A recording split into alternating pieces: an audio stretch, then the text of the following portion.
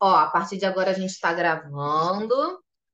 Tá escuro aqui, o quarto tá bem iluminado, mas tá escuro. Eu tô achando que essa minha câmerazinha aqui tá com algum problema, mas vamos lá assim mesmo. Que tá bem iluminado.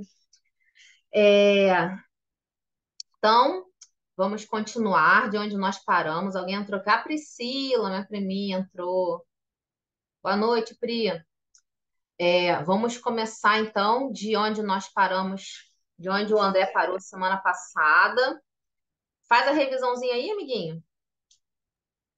Eu não estava prevendo, mas faz sim. Então, boa noite a todos. Então, semana passada a gente comentou acerca daquela visita que Gamaliel fez à Casa do Caminho, a convite de Simão Pedro. Então, foi legal que a turma até a gente comentou bastante a humildade de Gamaliel, né, de estar de peito aberto para ir lá conhecer, não entrar naquela pira de Saulo, né, de ódio, etc. E tal. Ele foi lá aberto. E lá ele recebe os manuscritos de Levi, enfim, ele começa a conhecer as dependências de atendimento às pessoas, enfim, enfermas, enfim, né? Que era um trabalho muito revolucionário. Na época, temos que lembrar que não existia ONG, não tinha nada desse tipo, né? Não tinha nenhum interesse. Ah, por que eu vou ajudar uma pessoa pobre, uma pessoa leprosa, enfim. E a surpresa também é que ele acaba encontrando um grande amigo do passado, né? Isso acabou impactando ainda mais a sua visita.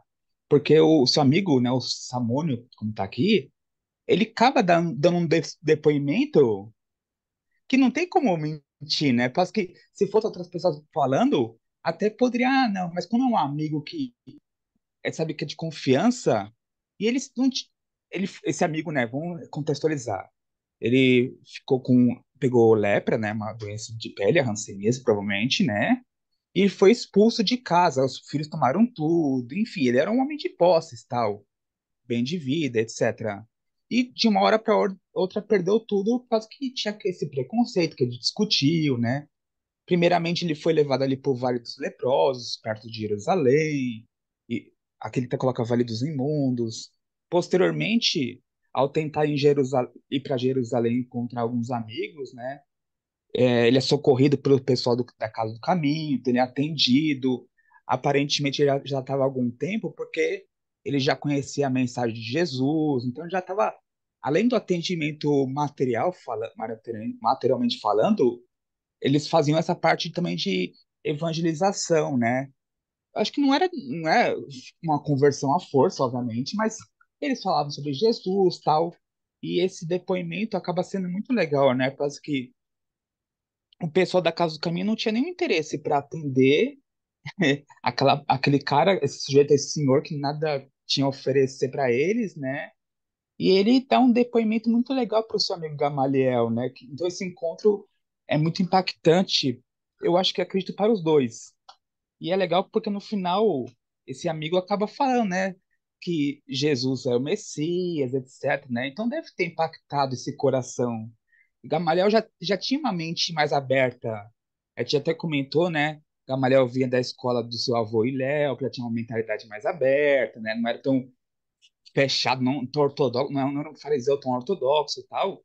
Tanto é que, posteriormente, ele vai estudar esses textos de Levi, e nos finais ele vai acabar se afastando ali de Jerusalém e vai acabar aceitando Jesus, de certa forma, né?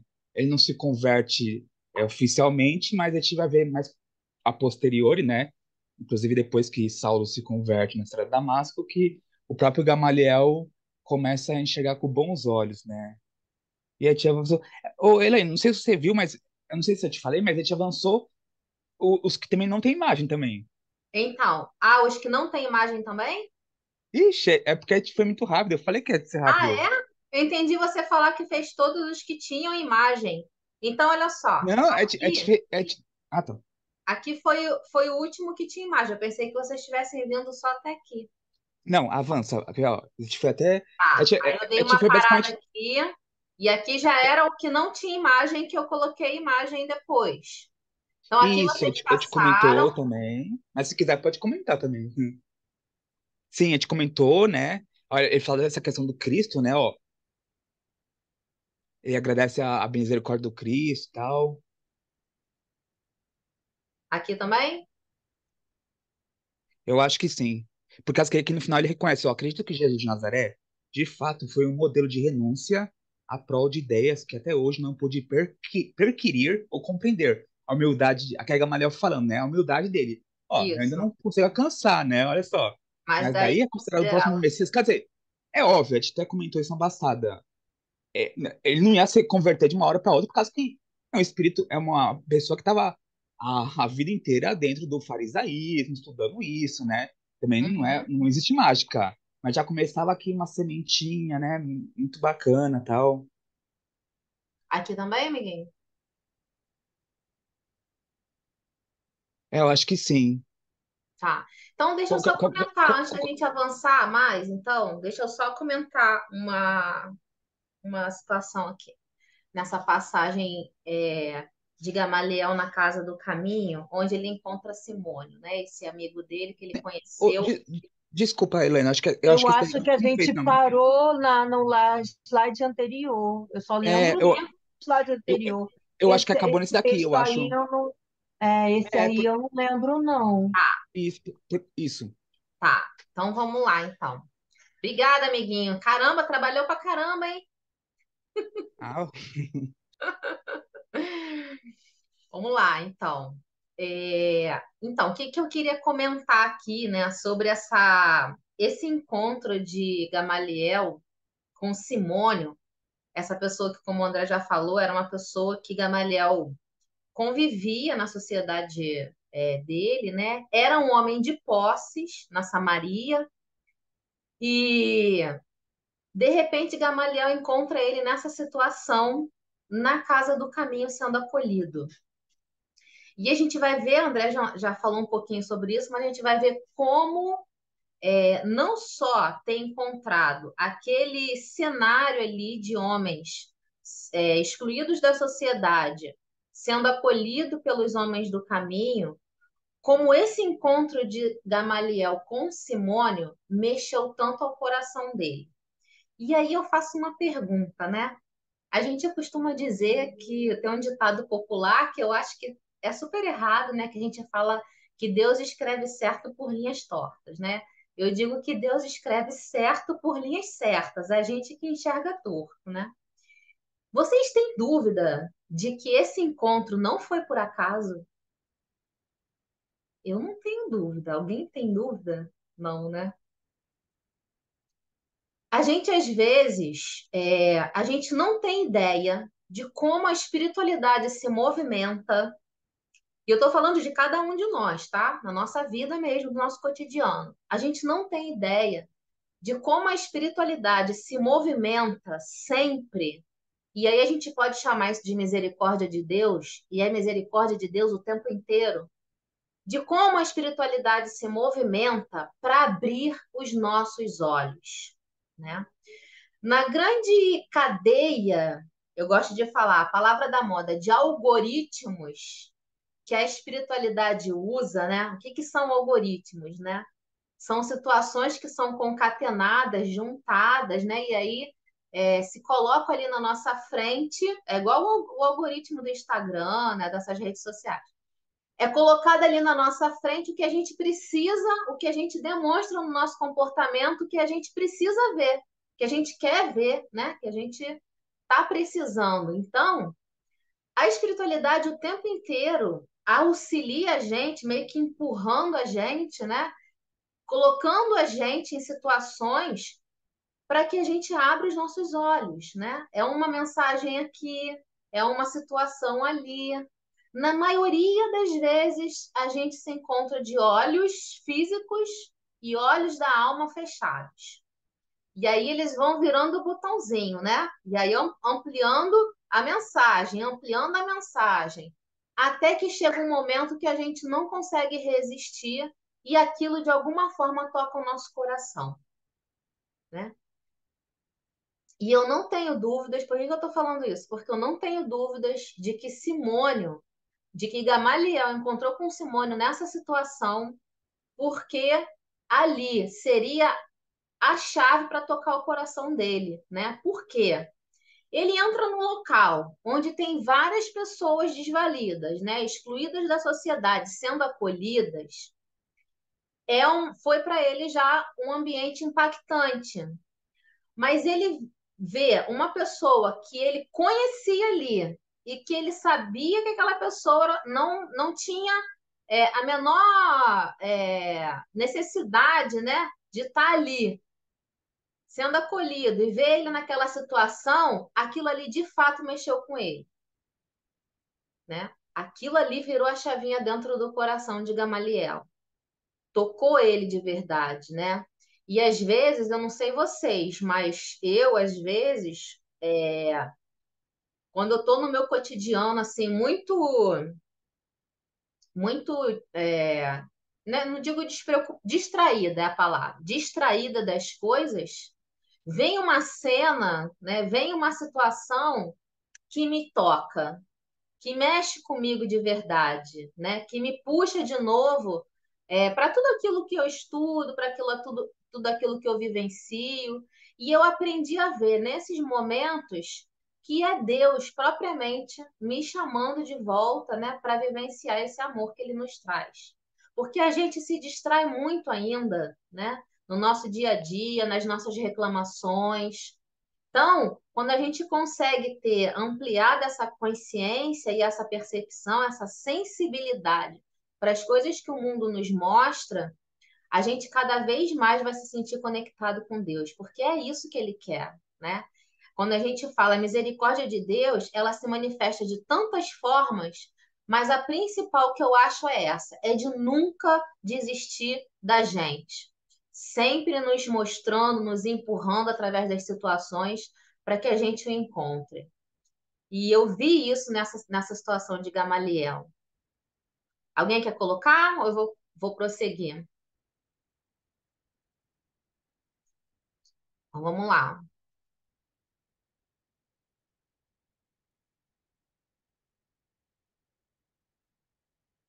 Ah, tá. Aqui, tô olhando aqui o chat, já vi que estão perguntando sobre a página.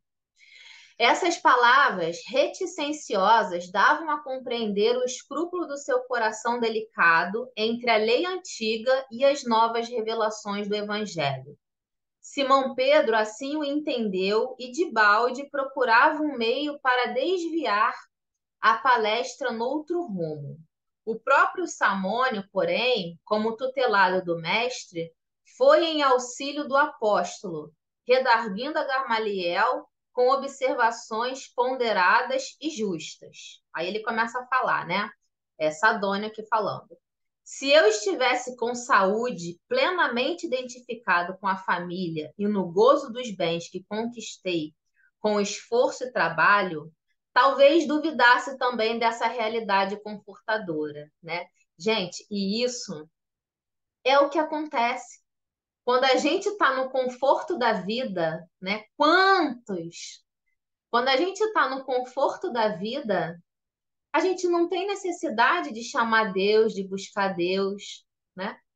Quantas pessoas hoje, é o que eu digo, nós espíritas, nós somos muito exigentes com a gente mesmo, né? Com quem está perto da gente. Mas a gente está aqui se reunindo para estudar o Evangelho, para estudar a mensagem do Cristo. A gente já está caminhando um pouquinho, porque tem pessoas que não estão nem aí para essas questões ainda. Estão vivendo ainda nos gozos, né? Nos prazeres da vida e ainda não sentiram necessidade de despertar. Daí, o instrumento da dor ser um dos principais instrumentos para puxar o homem, né, para Deus.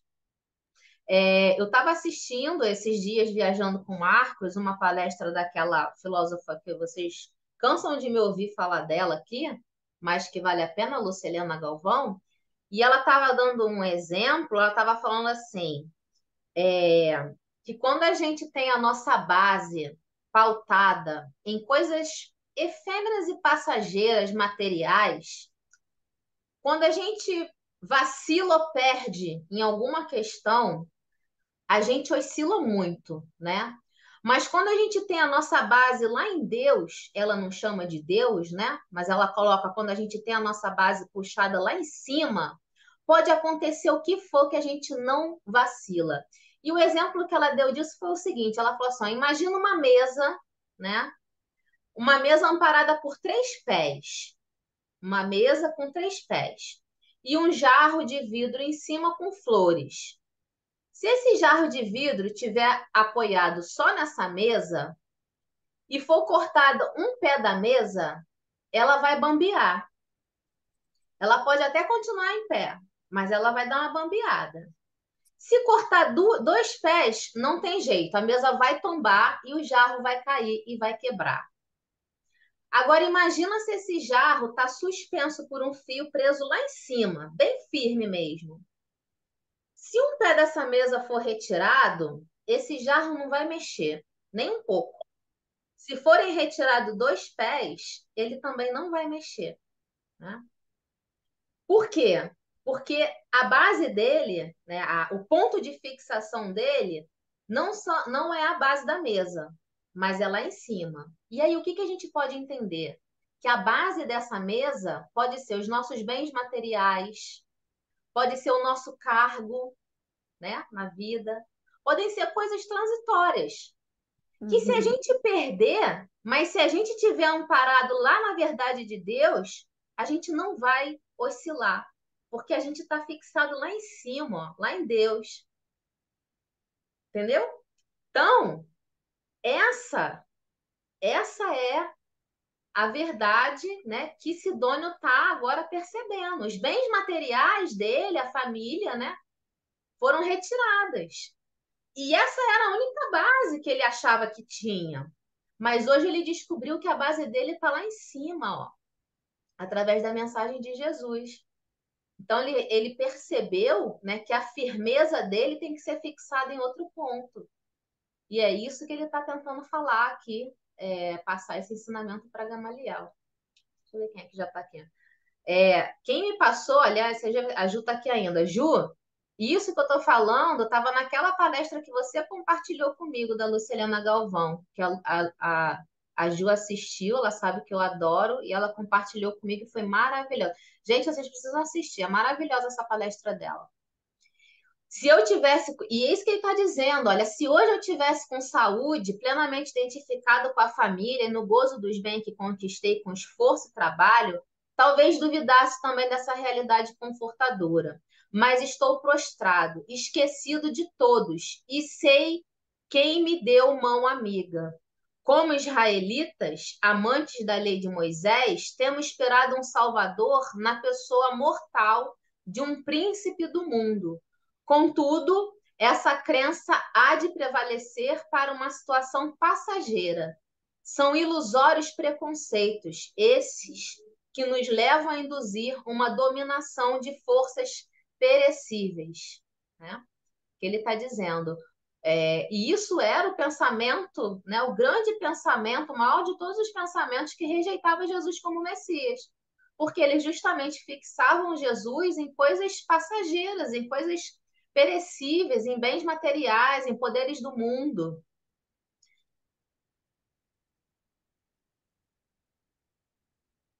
A enfermidade, porém, e o chat, deixa eu ver o que está falando aqui. O André falou, é como alguém que está perdido no deserto e fica correndo atrás de miragens. É a casa edificada sobre a rocha, como Jesus diria, exatamente. Mas a Eliane falou assim, mas infelizmente ainda somos muito apegados aos bens materiais e esquecemos dos bens espirituais. Até hoje é assim. Exatamente, Eliane, a gente esquece muito disso. E olha, eu vou contar para vocês, eu não vou saber qual foi o livro. Provavelmente foi na coleção do André Luiz, né? A Vida no Mundo Espiritual. Provavelmente foi lá. Uma passagem que me marcou muito, você falando sobre isso, sobre que a gente é muito apegado aos bens ainda, né, materiais, mais do que isso. Nós somos apegados aos bens materiais, ao conforto da vida material, sem dúvida. Mas essa passagem, ela me marcou porque ela me mostrou que a gente não deveria ser apegado nem aos laços. Deixa eu colocar isso de uma forma bem, bem tranquila, porque isso é um pouco chocante para quem não está acostumado com essa ideia. Os laços afetivos terrenos, né? Essa passagem era o seguinte: uma mãe que havia desencarnado, não foi a mãe do André Luiz, né? Foi outro. Eu vou lembrar onde estava a passagem para mostrar para vocês. Ela havia desencarnado e agora o filho desencarnou e foi ao encontro dela e ela foi amparar ele. E o filho ali se colocando, né, para a mãe e a mãe falando assim: olha, ela conversou, acolheu ele, né, explicou a nova situação, ela acolheu ele, mas ele falou: a gente agora precisa entender que a gente precisa se desligar desses laços que prendeu muito a gente durante muitos anos. Porque, em verdade, nós não devemos nos enxergar como mãe e filho. Nós devemos nos enxergar como irmãos em Deus. Deixar o apego de lado. O apego a essa situação que é terrena. Porque, na verdade, somos todos irmãos. Quando eu li isso, eu falei, meu Deus, mais difícil. Hoje é muito mais fácil para mim deixar um conforto material, um bem material de lado, do que deixar de lado a ideia de que a minha filha, na verdade, tem comigo um laço maior de irmã e não de filha. Vocês estão entendendo como é que isso deu uma situação na minha cabeça? Mas é isso, a gente tem esse apego Tá também. nó mesmo, tá nó. Dá nó, né? Mas esse apego, depois eu fui refletir sobre isso, né? Esse apego impede a gente de ampliar o nosso amor. Porque se a gente deixar de achar que o nosso próximo é só a quem está aqui agregado com a gente na nossa família, se a gente entender que somos todos irmãos, a gente vai ampliar o nosso amor para toda a humanidade. Então, não vai ter filho, não vai ter pai, não vai ter mãe. Seremos todos irmãos em Deus. A gente não consegue ainda perceber a grandiosidade dessa expressão. Somos todos irmãos em Deus. E que isso se sobrepõe aos laços de pai, mãe, de filho, de marido e mulher, se sobrepõe a tudo isso. É muito mais forte e muito mais duradouro, né? Enfim, a Eliane falou sobre essa apego material e eu me lembrei disso. A Pri está falando, eu falei isso com a Lourdes essa semana. Foi, Pri? Que bacana. Sobre esses laços de família, é isso que você está falando? Na verdade, a gente veio do trabalho conversando, e eu falei assim, a gente estava falando sobre quando a gente desencarna, né? Que tem muitos irmãos que ainda ficam aqui, que não querem se desprender, não se desprendem de coisas materiais, de pessoas, né? E as pessoas que estão aqui também não se desprendem das que foram e vice-versa. E aí eu falei para ela assim, ai, Lourdes, eu acho que eu sou muito desapegada porque eu não tenho apego nem à matéria, eu acho, né? Isso é um achismo meu, porque eu não me apego a coisas materiais, eu desapego com muita facilidade, eu não tenho essa coisa de ficar ali acariciando coisas materiais, eu não tenho isso. E pessoas, eu falei para ela assim, eu me desapego das pessoas muito facilmente. Mas eu não quis dizer que desapego porque eu não gosto, porque eu não amo. É que eu falei para ela assim: quando eu desencarnar, eu não quero que ninguém fique chorando, me lamentando e que isso e que aquilo, não. Pelo amor de Deus, deixa eu ir na paz do Senhor Jesus Cristo para a colônia São Francisco, entendeu? Que eu preciso encontrar meus irmãozinhos lá. Aí a Lud riu, eu falei assim: eu não me sinto apegada a pessoas, né, desse tipo. Eu não sei se eu não sei também, né? Eu não sei quando eu morrer como que vai ser nesse sentido de ficar ali amando muito as pessoas, né? Assim, me apegando àquela. Quando a pessoa morre, eu me desprendo, assim, eu não fico ali chorando pelo aquele ente o tempo inteiro, pedindo para que ele volte. Enfim, é nesse sentido que eu quis dizer. E bate muito com isso, né? A gente se desprender fácil das coisas, porque quando a gente desencarnar, a gente precisa entender que a gente não precisa ficar aqui, não tem que ficar. Justamente. Muito bom, Pri. A Colônia São Francisco, que a Priscila está falando, se eu não me engano, é do livro Violetas na Janela, né? É a colônia que a personagem do Violetas na Janela foi acolhida quando ela desencarnou, né? Não foi nesse livro que você leu? Que você ouviu falar? Exatamente. Eu sei que a gente, de repente, eu vou num brau, até falei para Lourdes assim, ai, eu acho que primeiro eu vou num brau, depois a gente se encontra lá, Lourdes. Eu vou estar esperando meus coleguinhas lá. Aí a Lourdes, a gente morre de rir com essas coisas assim, né? Mas é que a gente tem que se preparar, o espírito aqui mesmo em terra, Com para as coisas certeza, que vão, porque a gente não é para sempre, né? A gente não é patrimônio, com certeza. né? Do Olha, mundo, enfim. você me Hein, lembrou Elaine? de um acontecimento. Desculpa. Já vou passar para você, Ana, só um minutinho. Deixa só que a Priscila A falando, mãozinha levantou? Eu fiquei na dúvida. levantou. Ah, tá. Eu lembrei, a Pri falando sobre isso, eu lembrei, é que a Carlinha não está podendo falar, senão ela ia me acrescentar aqui. Na mesa mediúnica, a gente acolheu um irmão que ele estava preso ao filho, né, que estava encarnado ainda, e que, segundo ele, o filho dele não sabia tomar decisões na vida. E ele precisava ainda continuar cuidando do filho. E o filho já tinha mais, sei lá, 30, 40 anos, né? E ele ali apegado, agarrado ao filho.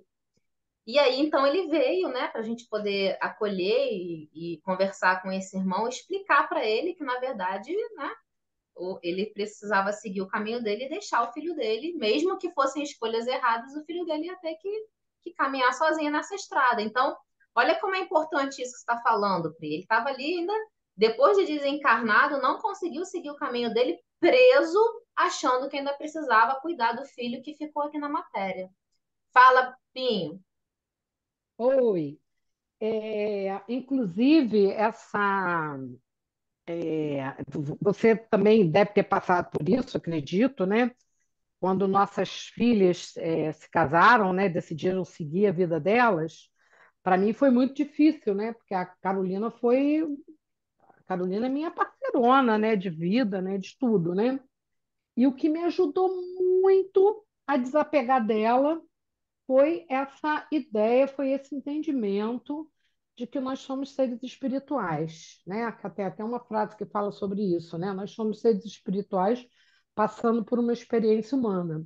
E não seria o fato dela, ela não estava morrendo, ela não estava, né, indo morar em outro país, enfim. Isso foi acalentando o meu coração, né? Ter essa compreensão de que ela é um ser espiritual que, nesse momento, ela está como minha filha e eu estou como mãe dela. E isso também me ajudou bastante, né? Porque ela também trabalha numa empresa que a qualquer momento pode chamar ela para ir para o exterior. Eu já disse para ela que eu não vou morar em país frio. E também poder preparar meu coração para uma situação dessas, dela ir morar, né? Ou em outro estado, ou em outro país. Isso acalentou muito meu coração. Sabe, peraí, para tudo, tá sofrendo por quê? Né? Ela não é sua, ninguém é de ninguém nesse mundo, né? A gente está aqui, né, para aprender alguma coisa uns com os outros, e isso me ajudou bastante, sabe? Não propriamente assim ao pé da letra, né? Que somos irmãos, né? Mas no sentido de que somos espíritos e que estamos junto de algumas pessoas, é porque a gente precisa aprender determinadas coisas, determinadas circunstâncias, né? E eu me lembrei logo disso, né? Desse acalento, né? Que deu ao meu coração. E se eu sofri uma semana, foi muito. Mano, é bom, é um exercício, né? A gente precisa exercitar É, isso sempre. é muito, é muito difícil, né? O apego, né? Já É, dizia muito Joana de Ângeles, é um grande problema na vida da gente. A gente tem mania de achar que somos donos uns dos outros, né? Isso, é verdade, é E de verdade. coisas, né? Então isso Também, gera esse apego, né? Isso é meu filho, é minha mãe, é meu é, pai. Então, assim, não é meu, estamos aqui, né? Eu acho que é isso, a gente tem um propósito para cada um que vem. Bom, eu acredito nisso, um propósito para cada um. Ele veio, meu filho, foi para eu ensinar coisas e ele para me ensinar. e é só isso, né? A gente não é dono da pessoa em si. Eu acho que é sobre isso. Muito bom. Vocês estão ótimos. Bia, já vou passar para você. Deixa eu só ler aqui, ó. O Ricardo colocou aqui, ó. Acredito que então começaremos, ou pelo menos eu, a entender o amor que Jesus tinha por todos indistintamente. É exatamente isso que eu acho, Ricardo. Esse é o ponto. É aí que a gente vai começar a entender o amor, né, na sua maior amplitude, né? Quando a gente entender que somos todos irmãos, né? E filhos em Deus. Fala, Biazinha. Baixou a mão? Não, baixei não. Não pode falar. Então, a humanidade toda é o nosso lar, nossa casa, são nossa família, né? A gente tem que. O pessoal se liga muito na família consanguínea, né? E esquece que a gente é uma família universal, espiritual, uma família só, filhos de Deus, né? A dificuldade, às vezes, dá um nó na cabeça da gente, porque a gente rola o lance do afeto, né? Por exemplo, quando o meu pai desencarnou, ele era, tipo assim, meu conselheiro, né? A pessoa que eu conversava sempre tudo com ele, e ele sempre me aconselhava alguma coisa, sempre me ajudava. E aí, quando ele parte, cadê minha bengala? Entendeu? Cadê aquele meu ombro amigo? Entendeu? Então, você sente falta, né? É, Rola esse apego por causa disso. Eu acho que foi como se tivesse meu chão tivesse saído debaixo de mim. Foi como eu me senti, né? Então é isso. é. É, A o afetividade, apego é mais por causa mesmo do afeto, da presença da pessoa, né? então, Mas a gente tem que entender justamente que ele é meu irmão e ele precisa prosseguir na caminhada dele e eu também. Então é exatamente. isso. Mas olha, a afetividade que a gente constrói com quem está compartilhando com a gente na mesma família, né? Essa afetividade, ela não tem que ser anulada ou deixada de lado. É muito pelo contrário. A gente tem que pegar esse padrão de afetividade e ampliar para os outros. Não quer dizer que a gente não vai Isso, sentir saudade daqueles, não vai sentir falta. A gente tem que acolher, né? Mas esse pensamento tem que ser ampliado. Então, não é pegar e jogar fora, eu não vou conseguir fazer isso. Minha avó fez um isso, ano que desencarnou em julho, e no final do dia eu fui fazer uma postagem em homenagem a ela, e eu me emocionei, chorei. Aí o mozinho foi e me abraçou, né? Julho, gente, julho agora. Entendeu? Então, assim, a gente sente falta, porque a minha avó, para mim, era como se fosse minha mãe, né? Foi ela que me criou, foi ela que cuidou de mim. Então, a afetividade, a uhum, saudade continua, né? A ideia é que a gente amplie esse padrão de amor para todos. para todos. É. Ana tá com a mão levantada. Obrigada, Bia. Não, não, não, Nada. é que eu não abaixei. Sou eu. Ana, Não, é a Ana Simon, é a outra Ana. Tem muita Ana nesse grupo, né? Então, nossa, eu concordo plenamente com. Eu não sei o nome da irmã que falou antes da Ana Pinho, mas ela falou exatamente, sabe, o que eu sou. Eu sou uma pessoa, eu sofri muito, mas muito mesmo, mas muito, até descobrir o Espiritismo. Porque eu nunca senti esse amor que as mães sentem. Então, eu achava que eu era uma mãe desnaturada, porque eu não conseguia sentir. Amo meus filhos, lógico, mas esse amor, sabe, é meu filho. Eu não sentia. Então, eu sofria por eu achar que eu era fria, eu sofria por eu achar que eu era desnaturada, que eu não conseguia sentir esse amor que as mães sentiam. Então, quando eu descobri a doutrina, foi como se tivesse lavado, sabe, aquela lama. Foi como se tivesse lavado tudo que estava de lodo por dentro de mim. Porque eu entendi que eu nunca fui uma mãe desnaturada, que se eu amei meus filhos, mas eu não sou apegada. E eu não entendia apegar e não apegar, eu não entendia. Mas eu não sou apegada a nada, a marido, a filho, a pai, a mãe, a nada. Amo. Sinto falta, lógico, como a Bia falou, como você, Alane, falou muito bem, a saudade da convivência. Você convive anos e aquela pessoa de repente vai e fica como a Bia, sentindo aquela falta daquela convivência. Mas isso não quer dizer que você vai ali, né, se prostrar. Aí você faz aquela prece, você agradece pelo tempo que ficou contigo, pelo tempo que te deu conselho, que era a tua bengala. A gente agradece, não é? E, pois eu sou essa pessoa. Tem uma coisa que eu sou apegada e que eu não sei como é que é desapegar a minha cachorrinha, ao meu animal. Eu não sei se eu morrer, o que é que vai acontecer com a minha bichinha. Entende? Então, olha só, eu sou ser humano, eu sou um espírito ainda que estou aprendendo. Eu sou apegada. Eu tenho esse apego à minha cachorrinha que eu não tenho aos meus filhos. É normal? Não sei. Mas eu sou apegada a animal. Demais da conta. Elaine, antes de eu descobrir o espiritismo, eu sempre falava, oh meu Deus, permita que quando eu morrer eu volte como um cachorro. Esse era o meu sonho de voltar como animal, porque eu não sabia, entende? Então, da forma que eu amo animal, eu queria ser um. Já Pra passou você- por lá, já. Pois é, hoje eu sei. Muito bom, amiga. Que bom, viu? Que você Você já conseguiu. foi um, agora não é mais. E não tem como voltar atrás. Eu continuo amando elas, continuo amando eles demais. Bom que você conseguiu exercitar esse auto-perdão, esse entendimento, né? Tirar essa culpa que você tinha, né? Que bom. Ó, antes de. Tinha alguém que tava. Não, tá. A Eliane colocou aqui, ó. É isso que Jesus espera de nós, a compreensão de que todos nós somos irmãos, e que estamos tendo a oportunidade de evolução nessa escola chamada Terra. Ó, a Eliane tá poética hoje.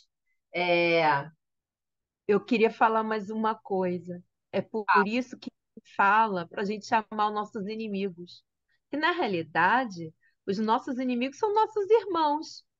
E Deus não quer que os irmãos sejam inimigos um dos outros. sim, Os irmãos têm que fazer as pazes, os irmãos têm que viver bem em harmonia, e unidos, amando uns aos outros. justamente. A gente vai chegar lá. A gente não pode ser, a gente não pode, vamos dizer assim, deixar de ser irmão, né? Opa, Bom, vamos então, vamos continuar aqui.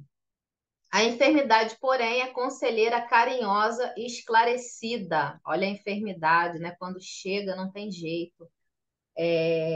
Ou é pela dor, né? A frase que a gente conhece aqui no, na nossa doutrina, ou é pela dor ou é pelo amor. De que nos valeria um profeta que salvasse o mundo para depois desaparecer entre as misérias anônimas de um corpo apodrecido? Não está escrito que toda iniquidade perecerá? E onde está o príncipe poderoso da terra que domine sem a garantia das armas? O leito de dor é um campo de ensinamentos sublimes e luminosos. Nele, a alma exausta vai estimando no corpo a função de uma túnica. Tudo o que se refere à vestimenta vai perdendo consequentemente de importância. Persevera, contudo, a nossa realidade espiritual. Os antigos afirmavam que somos deuses. Na minha situação atual, tenho a perfeita impressão de que somos deuses projetados num turbilhão de pó. Olha que interessante que ele está falando aqui, né? Olha que consciência ampliada através da dor, né? Através do sofrimento ali, ele conseguiu alcançar todo esse entendimento, colocando ali, mostrando que ele compreendeu, né? Todos esperavam um Messias guerreiro, né? Um Messias com armas, levantando armas, empunhando armas. Mas ele colocou aqui, onde está o príncipe poderoso da terra que domine sem a garantia das armas? Jesus não poderia, em momento nenhum, levantar um domínio por armas, né? O comportamento dele era completamente contraditório a isso. Há pouco tempo aí, eu recebi, teve uma fala que foi colocada aí no meio político que falava que Jesus pegou em armas, né? E aí eu recebi pelo menos 3 mensagens no mesmo dia de pessoas me perguntando se de fato existia essa passagem no texto bíblico. Acho que eu até comentei com o André na época. Lembra, amigo, que eu comentei isso com você? Ó, o André caiu. Ih, o André caiu. Não, tô aqui. Ah, tá aí, amiguinho? Ah, tá. Eu, Aí, ca- eu, fica eu aqui. caí porque eu nunca me levantei. É porque eu já sou um espírito caído, já é diferente. Eu acho que a câmera que tá dele tá mostrando só a testa dele. Se ele abaixar um pouco o clipe, É dá que eu para quero ver. mostrar Não, não, mostrar como minha testa tá brilhante, por isso. Eu não é isso. passei um verniz. É que para eu poder enxergar quem tá, eu tenho que passar aqui um por um. Aí eu passei e não vi ele. Você se lembra, amiguinho, dessa situação? Lembro.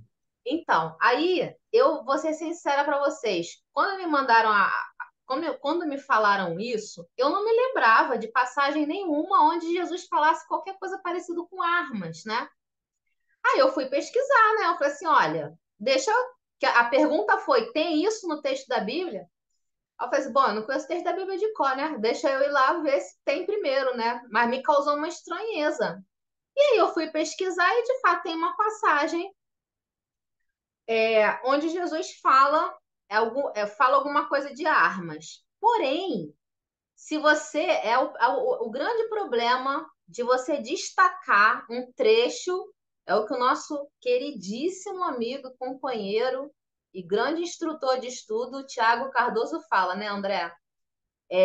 Você pode defender qualquer tese com texto bíblico. Qualquer uma você defende para violência, qualquer uma, né? Só que você precisa destacar o trecho isolado e pronto, né? Porque se você for estudar aquela passagem, for tentar realmente compreender, você vai ver que não é nada daquilo. E essa era mais uma delas, né? Esse trecho destacado, de fato, causa uma estranheza gigantesca.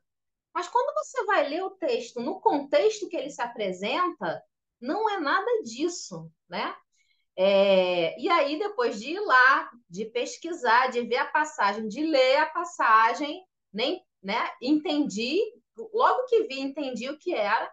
Aí fui, expliquei para essas 3 pessoas que me mandaram, comentei com o André. E aí depois eu achei um vídeo muito legal. Não sei se, deixa eu ver se o mozinho está aqui, que ele vai saber me falar o nome. Ah, Mori, você se lembra o nome daquele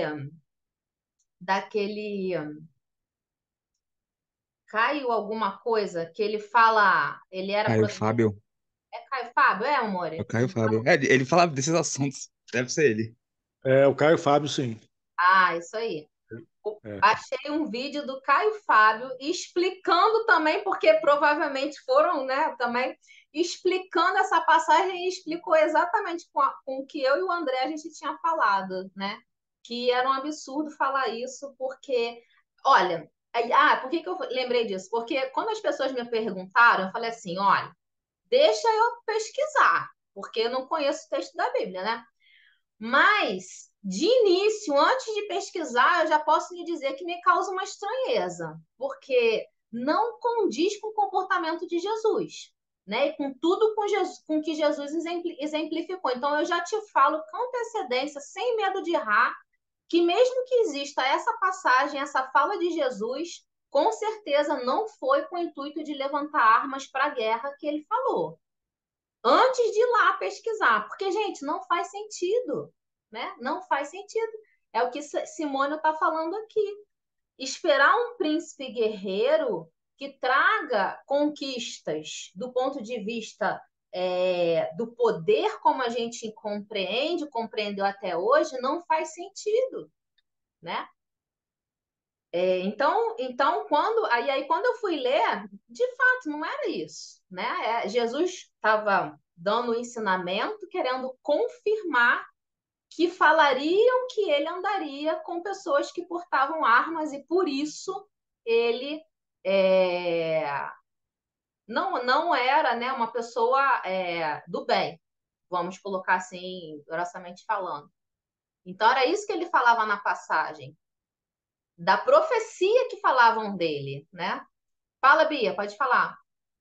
Eu estou estudando com o André no outro grupo, né, sobre isso, justamente, que diz que os hebreus eles estavam esperando um Messias de guerra, porque eles acreditavam num Deus de guerra, o Deus da guerra, né? Eles faziam guerra, entendeu? Em nome de Deus, essas coisas, entendeu?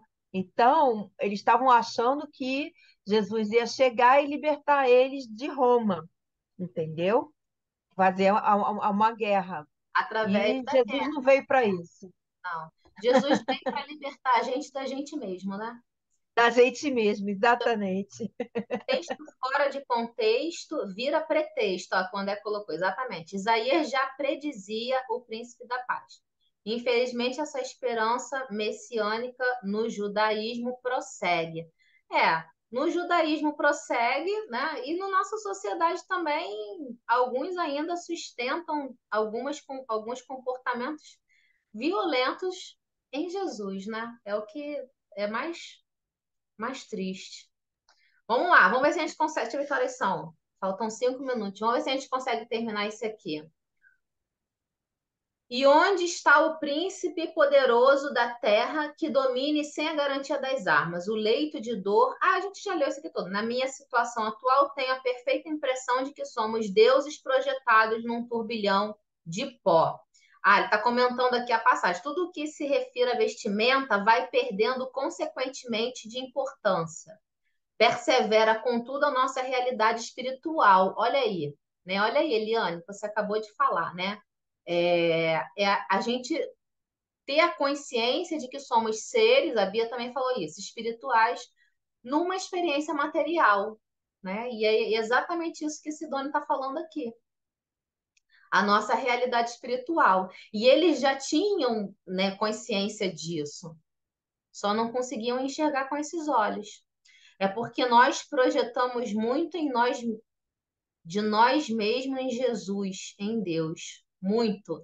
Diversas vezes a gente tenta trazer Deus para a nossa inferioridade, né? Até moral, Jesus também, para a gente poder tentar, né? Justificar comportamentos nossos. A gente Justificar nos nossos maus hábitos, nossos erros. Exatamente. A gente vai ver aqui, a gente está chegando lá na passagem do apedrejamento de Estevão, que, para mim, o maior exemplo de que nós devemos amar os nossos inimigos, como a Bia bem colocou, que é um pensamento rejeitado, inclusive no meio espírita.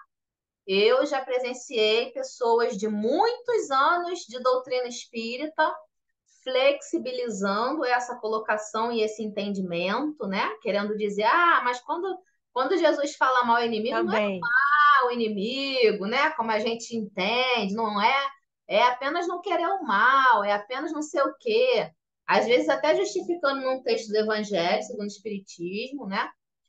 Mas quando eu li pela primeira vez essa passagem de Estevão, e nem precisava chegar em Estevão, né? Quem vê Jesus do alto do madeiro, perdoando e acolhendo, ainda consegue, se fizer um esforçozinho, consegue compreender que amar os inimigos é amar, né? Aí eu falo assim, mas aí é Jesus.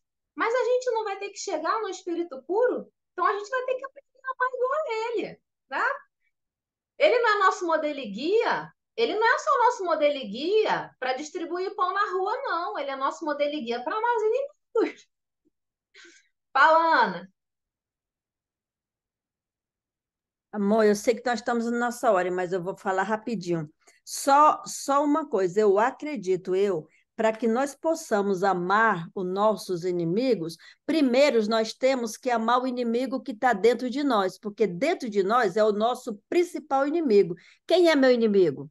É o que está dentro de mim, sabe? É a inveja, é a maldade, é pensar mal, é criticar. Esses é o inimigo que eu tenho que combater. Quando eu conseguir combater esse inimigo e sentir que não é meu inimigo, que eu não tenho isso, aí eu vou conseguir fazer isso. Eu não vou poder amar o meu inimigo se eu ainda não conseguir tirar o inimigo de dentro de mim. E é isso, eu vou falar só por aqui, a minha reflexão aí, para ficar aí, porque nós estamos lá em cima da hora. É o famoso egocentrismo, né? Maravilhoso.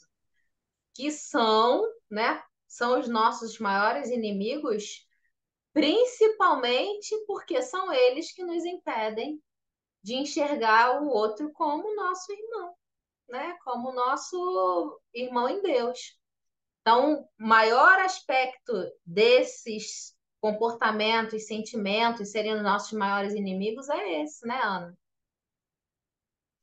Então, ó, a gente terminou aqui Não, a o. gente tem que pensar muito antes, né? Desculpa, a gente tem que pensar muito antes de falar, ah, eu te amo, ah, eu amo meu inimigo. Não, a gente tem que fazer uma reflexão e ver o que é que a gente está sentindo dentro da gente, não é?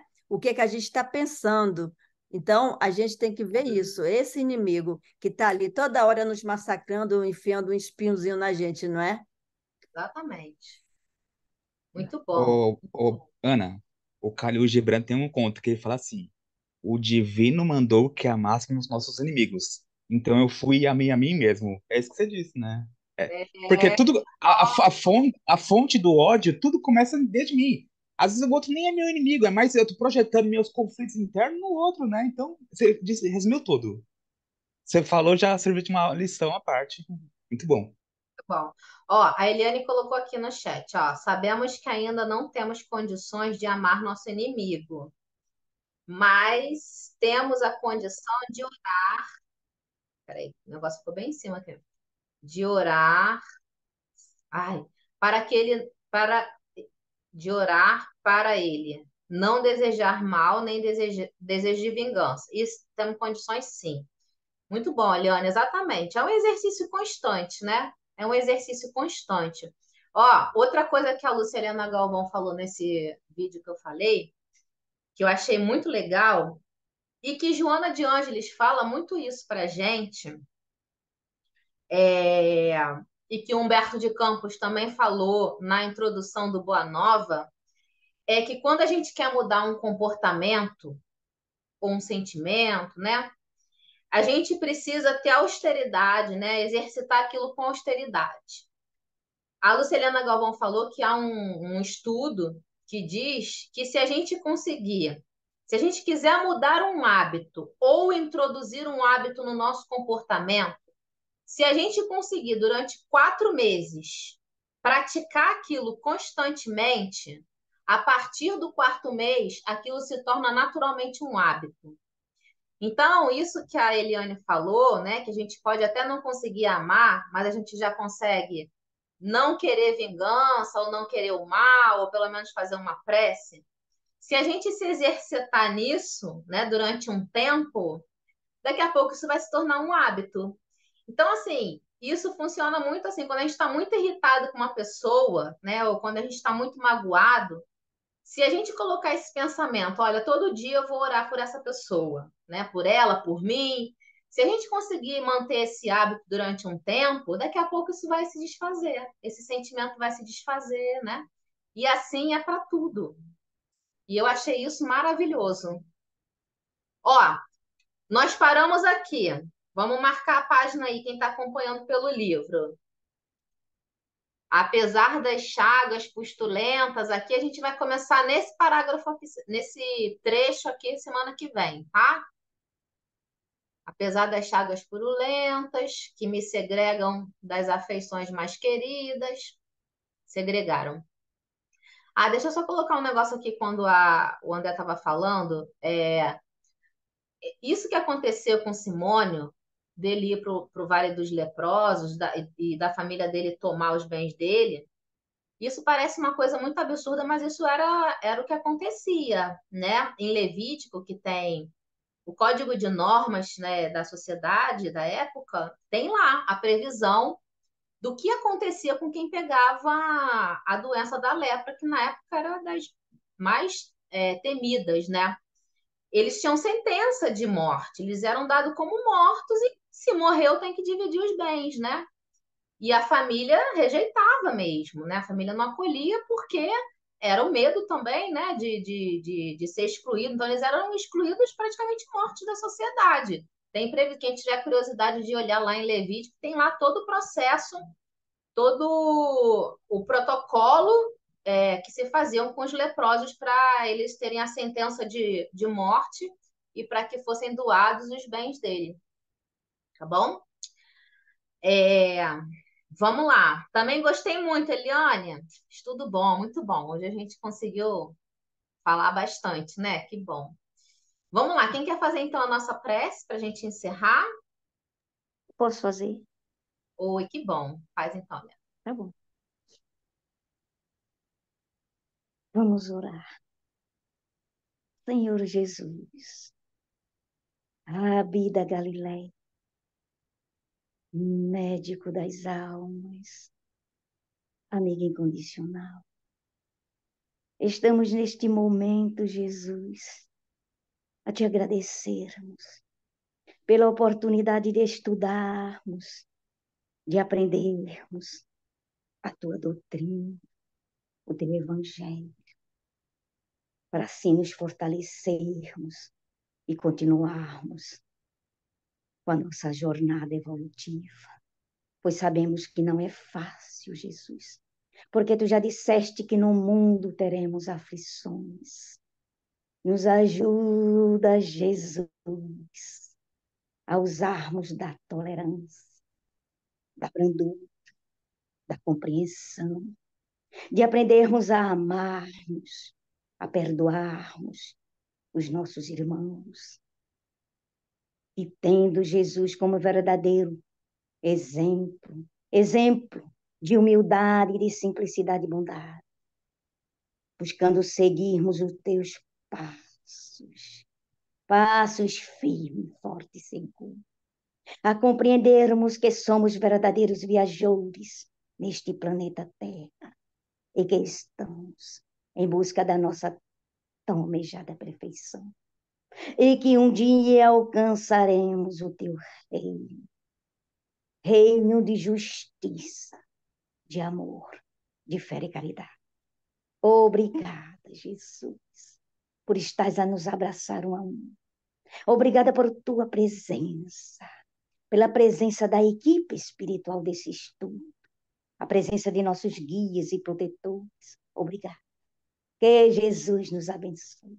Que o Senhor de bênçãos nos abençoe. Graças a Deus. Que assim seja. Prece linda, querida. Muito obrigada, viu? Fiquem com Deus, amores. Até semana que Boa vem. noite, obrigado. Boa noite. Ao amado aí. Beijos, boa noite. Boa noite. Beijo, graças a Deus. E olha aí o amado. Ana, perdi teu contato. Pega lá, porque aí tu me passa muito link. Eu gosto que eu preciso daquele link do Manuel e eu nunca tenho.